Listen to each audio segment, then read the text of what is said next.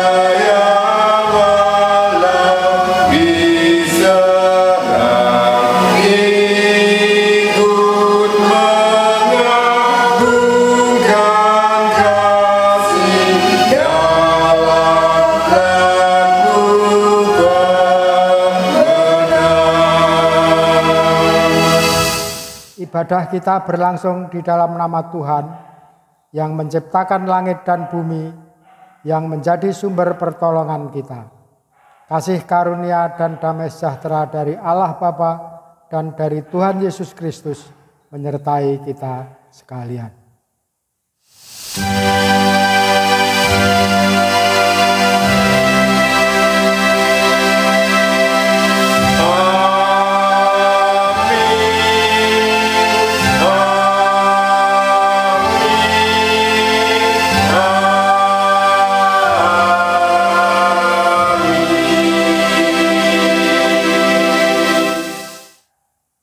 Jemaat dipersilakan duduk.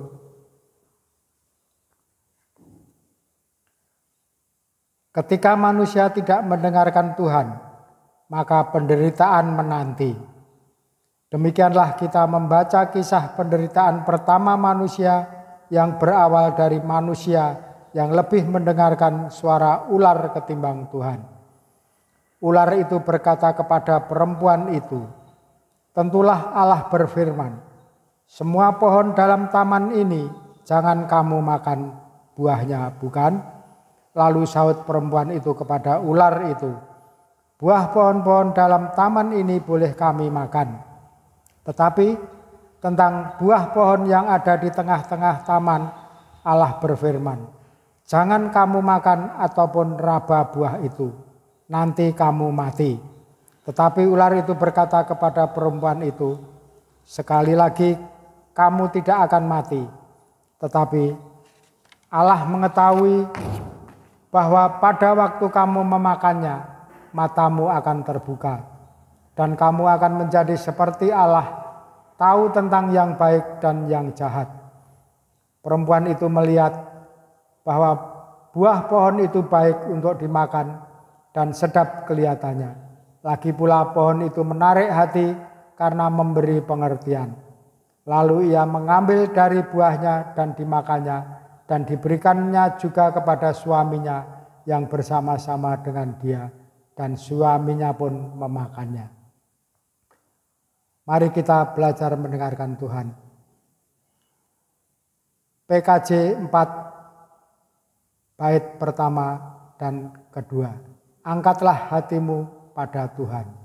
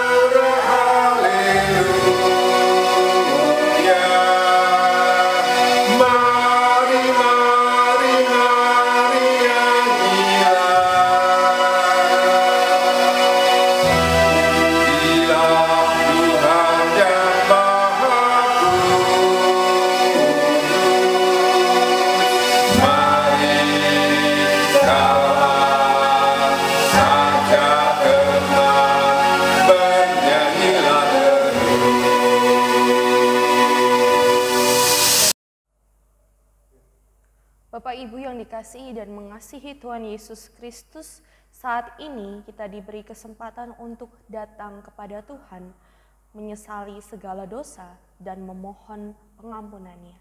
Marilah kita datang kepada Tuhan melalui doa secara pribadi.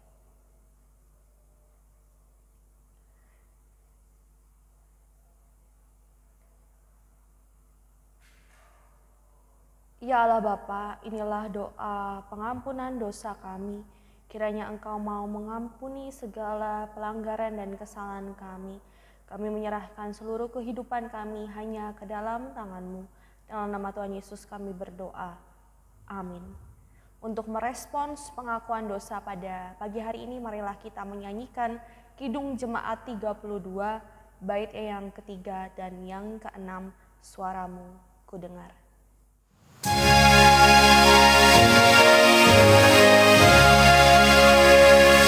harapan yang kedua.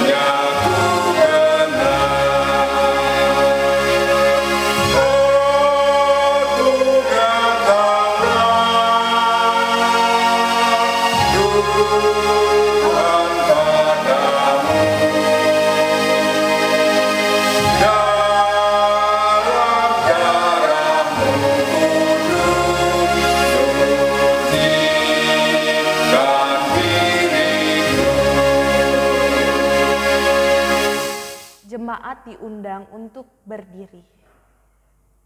Berbahagialah setiap kita yang diampuni pelanggaran dan dosanya. Kini hiduplah seturut dengan kehendak Tuhan, dengarkanlah nasihat dan terimalah didikan, supaya engkau menjadi bijak di masa depan. Demikianlah berita anugerah dari Tuhan menurut Amsal 19 ayat yang ke-20. Untuk merespons berita anugerah kita pada hari ini, marilah kita menyanyikan Kidung Jemaat 64, bait pertama dan yang kedua, Bila Kulihat Bintang Gemerlapan.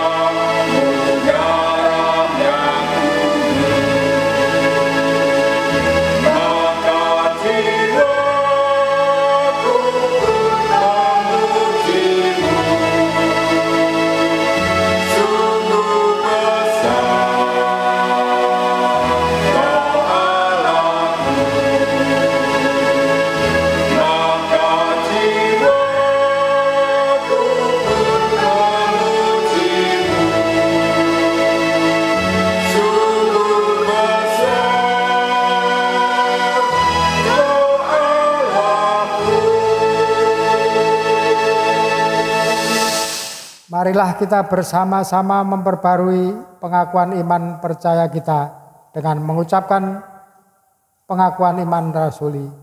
Jemaat kami persilahkan bangkit berdiri. Aku percaya kepada Allah Bapa yang Maha Kuasa, Khalik langit dan bumi, dan kepada Yesus Kristus anaknya yang tunggal, Tuhan kita, yang dikandung daripada Roh Kudus, lahir dari anak darah Maria, yang menderita di bawah pemerintahan Pontius Pilatus, disalibkan, mati dan dikuburkan, turun ke dalam kerajaan maut. Pada hari yang ketiga, bangkit pula dari antara orang mati, naik ke surga, duduk di sebelah kanan Allah, Bapa yang Maha Kuasa, dan akan datang dari sana untuk menghakimi orang yang hidup dan yang mati. Aku percaya kepada Roh Kudus, Gereja yang kudus dan persekutuan orang kudus, pengakuan dosa, pengampunan dosa, kebangkitan daging, dan hidup yang kekal. Jemaat kami mohon untuk duduk kembali.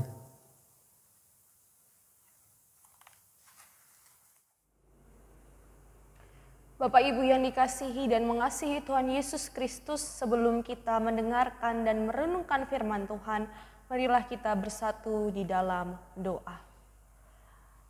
Allah Bapa sumber kehidupan, pada pagi hari ini kami diberikan kesempatan untuk mendengarkan dan merenungkan firman-Mu.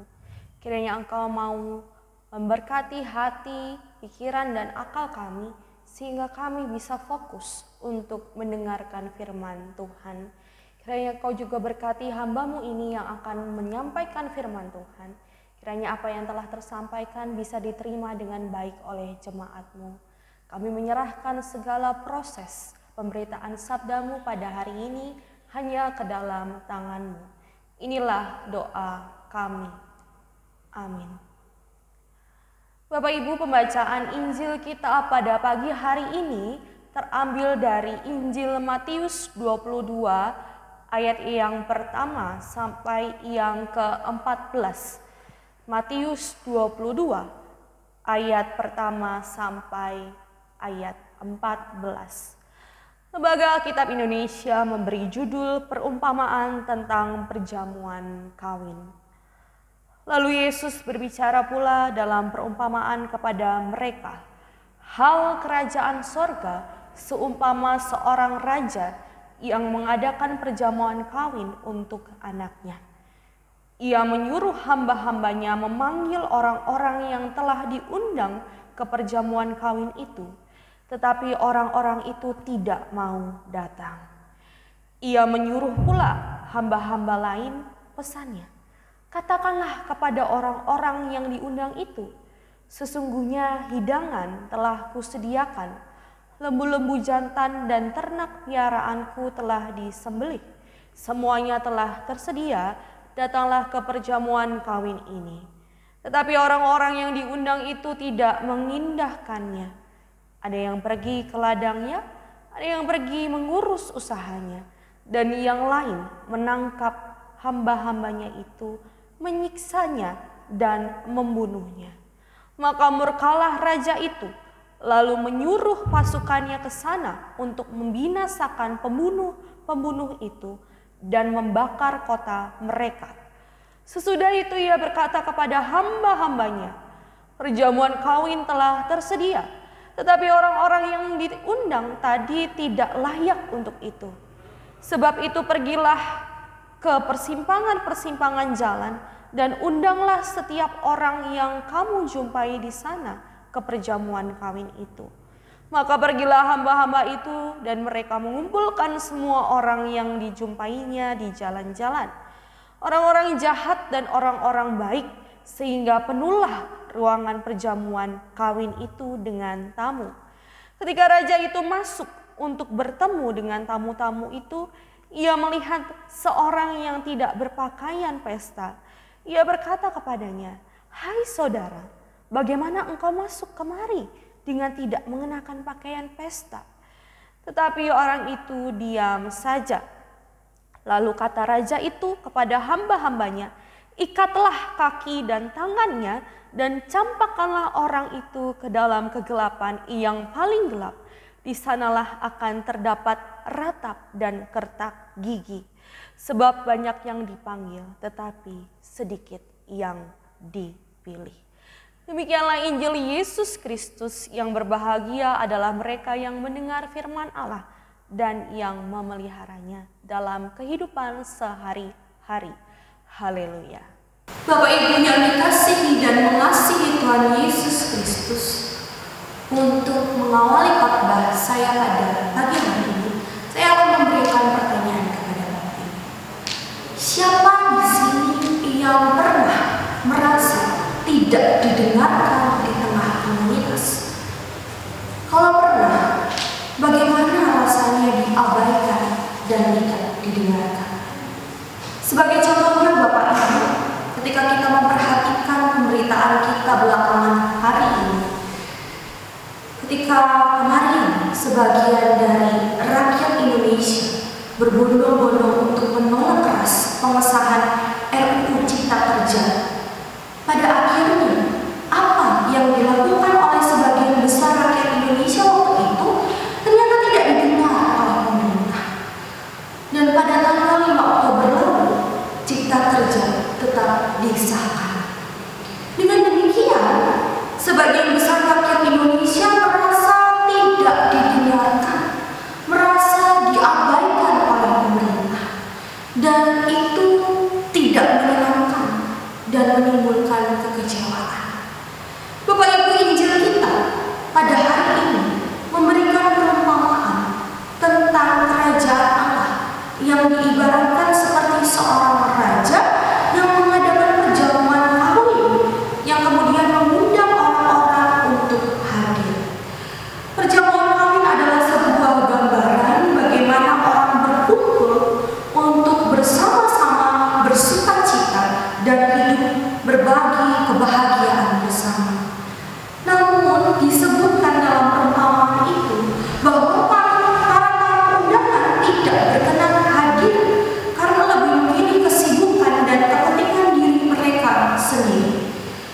Dalam hal ini menunjukkan bagaimana kehidupan mereka semakin egois dan semakin individualistis, tidak peduli pada orang lain, bahkan kepada sang raja yang mengundang mereka pada perjamuan sukacita sebagai saudara. Tetapi Bapak Ibu, yang menarik adalah walau sang raja diabaikan oleh mereka, sang raja mengutus lagi hamba-hambanya kepada para tamu undangan. Hal ini membuktikan bahwa sang raja masih menghargai para tamu yang tidak mau hadir ke perjamuan. Iya, tentu peristiwa yang digambarkan ini merupakan peristiwa yang unik, yakni undangan raja diabaikan, seolah-olah menunjukkan bahwa para undangan itu tidak menganggap posisi raja, sehingga mereka tidak peduli dan bahkan tidak mau hadir dalam perjamuan perkawinan anak raja tersebut.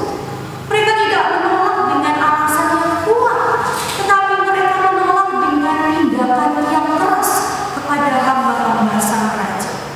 Nah, Bapak Ibu yang dikasihi dan mengasihi Tuhan Yesus Kristus, melalui perumpamaan ini kita bisa menarik beberapa gambaran tentang kerajaan Allah. Pertama, terlihat di sini bahwa sang raja adalah raja yang sangat menyambar, karena ketika pertama kali diabaikan oleh para tamu, sang raja tidak segera marah, tetapi mengutus kembali hamba-hambanya untuk mengingatkan kembali para tamu supaya hadir dalam perjamuan yang diadakan raja.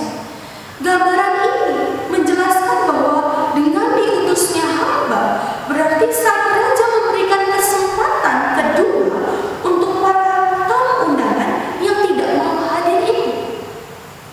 Tidak hadirnya para undangan itu sesungguhnya menunjukkan bagaimana mereka tidak menghormati dan tidak menghargai sang raja. Tetapi sang raja tidak segera marah dan malah mengutus prajurit untuk menangkap, dan tidak mengutus prajurit untuk menangkap atau menghukum para undangan yang tidak datang, melainkan ia dengan sabar mengutus kembali hamba-hambanya untuk mengingatkan para tamu untuk hadir ke acara. Ketika sudah diingatkan dan para undangan itu justru ada yang menganiaya dan membunuh para hamba utusan raja, pada saat itu marahlah sang raja dan mengutus prajurit-prajuritnya untuk membinasakan para pembunuh dan membakar kota mereka. Lalu pertanyaannya Bapak Ibu, mengapa Yesus memberikan perumpamaan yang demikian? Kita memperhatikan bagaimana murka sang raja itu berkobar ketika para hambanya dianiaya dan dibunuh.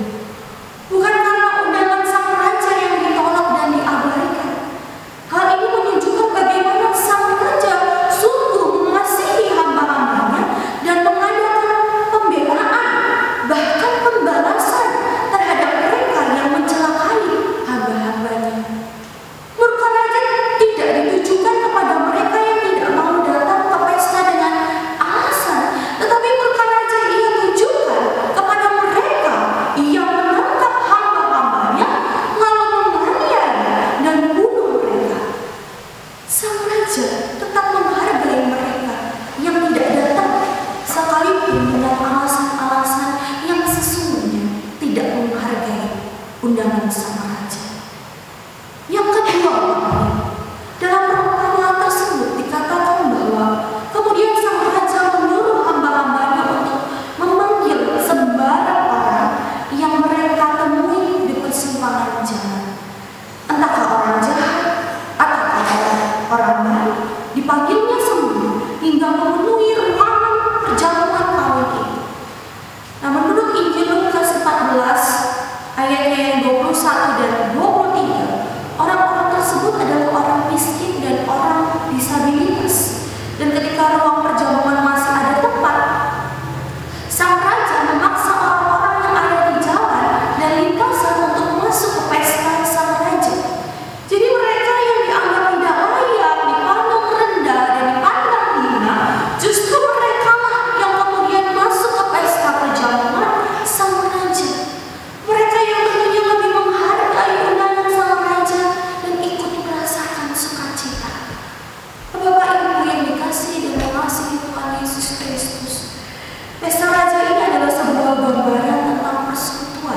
yang Tuhan bentuk dari berbagai macam orang, dari berbagai macam suku, dari berbagai macam latar belakang, terutama justru mereka yang dianggap lemah dan dipandang hina.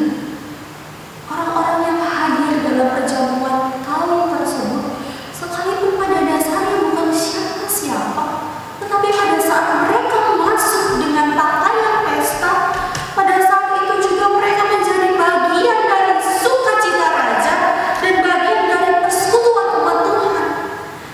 Gambar ini juga menunjuk pada pemahaman orang-orang Yahudi yang selama ini merasa diri umat pilihan Allah. Itu sebabnya mereka kerap memandang rendah orang dari komunitas lain. Contoh di zaman Yesus adalah orang Samaria yang dipandang sebelah mata oleh orang Yahudi. Namun dalam pertolongan ini, Yesus justru menunjukkan bahwa sekalipun mereka umat pilihan Allah, tetapi mereka tidak mendengarkan Tuhan. Sang Tuhan yang mengundang mereka mengikuti pesta pertemuan ini. Mereka asyik dengan kegiatannya sendiri. Mereka disebut mengurus ladang dan usahanya. Justru karena itu sang Tuhan akan mengundang orang-orang lain.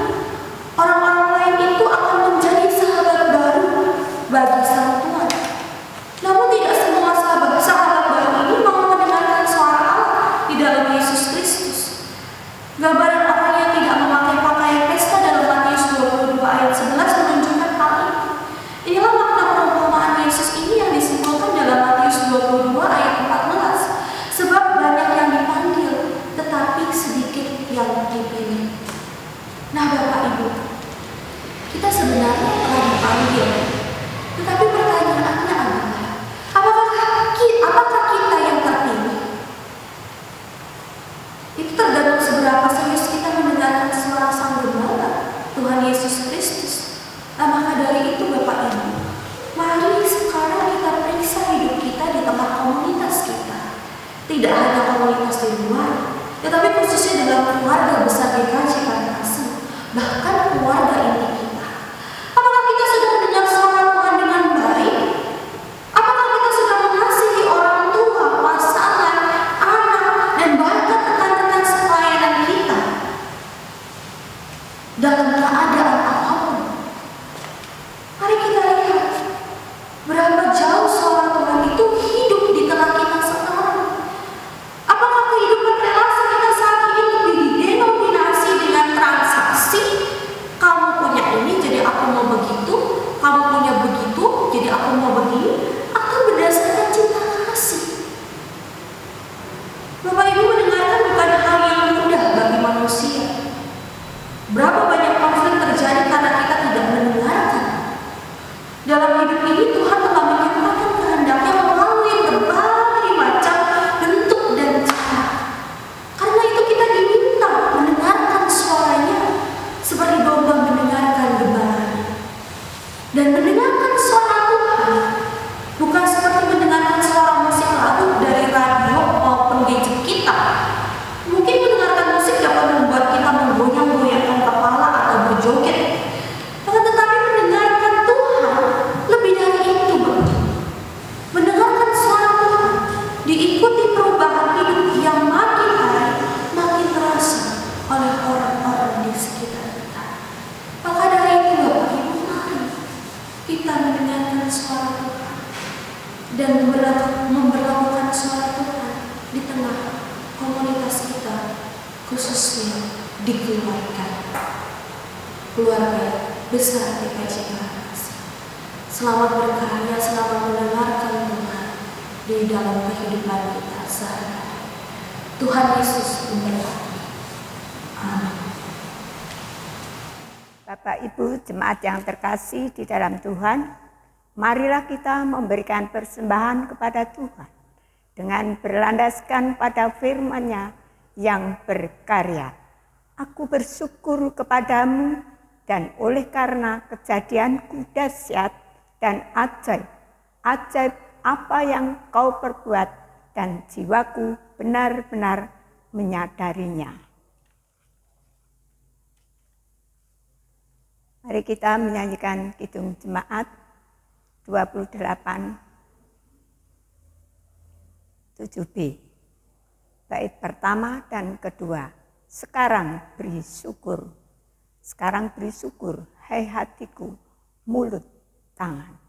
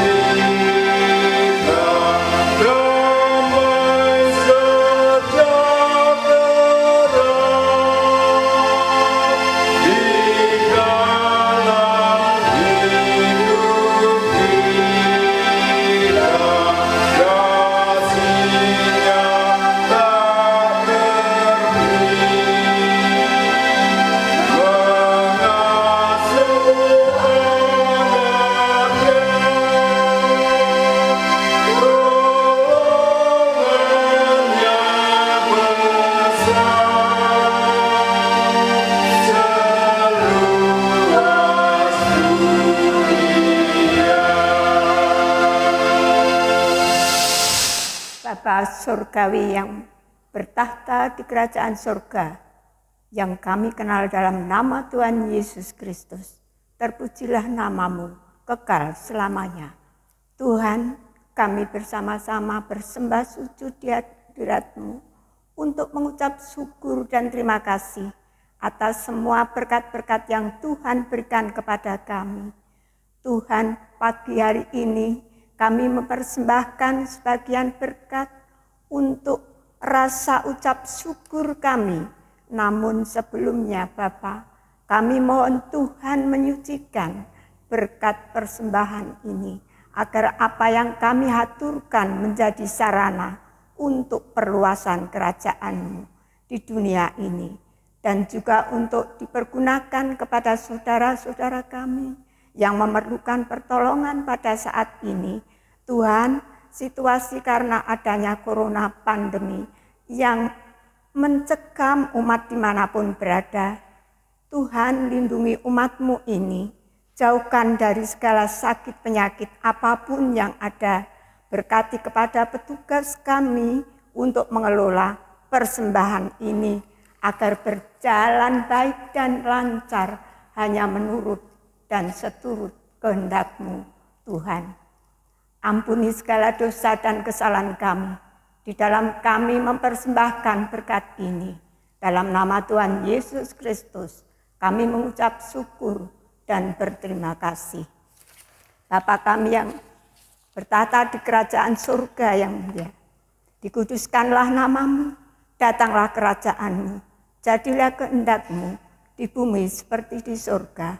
Berikanlah kami pada hari ini makanan kami yang secukupnya, dan ampunilah kami akan kesalahan kami, seperti kami juga mengampuni orang yang bersalah kepada kami. Dan janganlah membawa kami ke dalam percobaan, tetapi lepaskanlah kami dari yang jahat, karena Engkaulah yang punya kerajaan dan kuasa dan kemuliaan untuk selama-lamanya. Kidung, menyanyikan kidung jemaat 318, 1 dan 2. Berbahagia tiap rumah tangga.